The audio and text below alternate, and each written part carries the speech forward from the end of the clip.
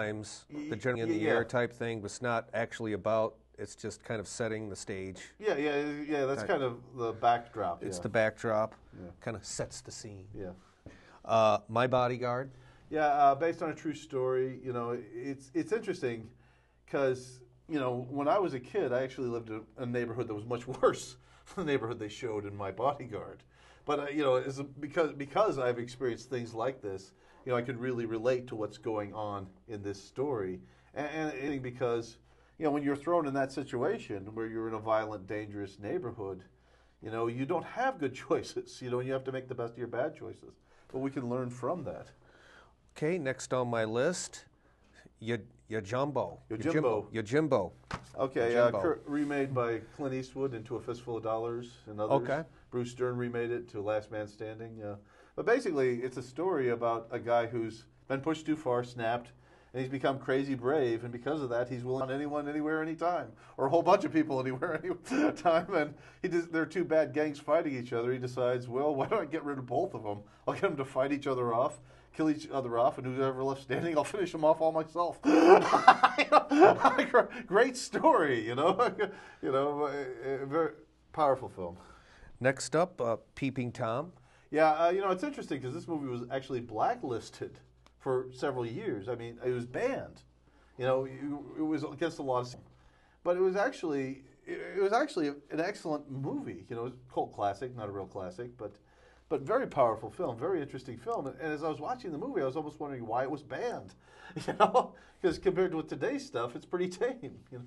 I know this is the next one up. It's an old one. I've seen it at the library. Nosferatu. It's an older film. Yeah. It's one of the first vampire Dracula movies ever made. I can't believe you announced that, but I've seen it on those. I've seen it on the DVD shelves at the library. It's an older film. Oh yeah, when I watched this film for the first time, I can understand why this movie is considered a classic. The visuals in this film are just, some of the scenes are just so haunting that it like etches its image into your brain as you're watching it. Just visually, with the music and tone, everything, very powerful film. Right, and Classified X. Classified X. It's about basically about stuff that is considered is a documentary I saw about stuff that if I remember it, it's the one where they were talking about. They have a black narrator talking about how black people have been treated in the movies, and I think it's interesting to see things from their perspective, and they make some good points in there.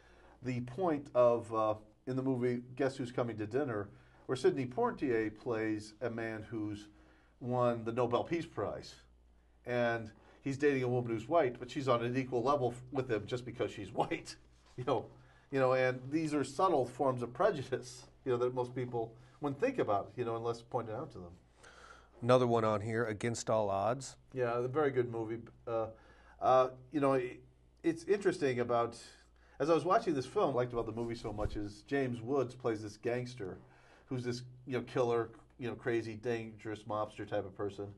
But everyone else in the movie is so childish, is so reckless and so irresponsible that he actually ends up coming across as the adult in the movie.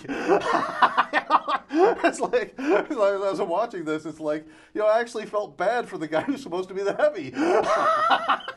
Well, James Woods, he's just one of those guys, you love him as the bad guy. He's the lovable bad. A lot of it has to do with the writing and the directing and the way the story's told, too.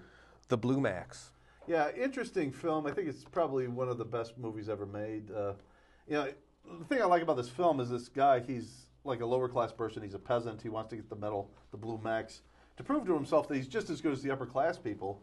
But when he starts hanging out with the upper class people, and you see what you're like, he realizes these people, he doesn't realize this himself, but we, the audience, who are smart enough, realize these people aren't worth impressing. They're scum. That's an interesting idea for me as a story, Breakfast at Tiffany's. Another joke. Yeah. Oh, what can I say? Talk about a movie that moves you to tears. This is a movie. this is a chick flick that guys can watch. I'd be moved to tears by. This was a movie. I got to tell you, I could watch this one every day and not get bored with it. Just so masterfully done. And I remember I watched it when I was a little kid, and I hadn't fallen in love yet. I didn't understand the issues in it. Movie didn't move me. But after I'd fallen in love and I understood what that was about, I was watching the ending, and I was just about crying. And what he's saying is right. Look, I love you. I want, I want us to be together and to be happy. And if you can't see that that's something real and that's something good, then I feel really sorry for you. That was a good message. That was powerful stuff. The next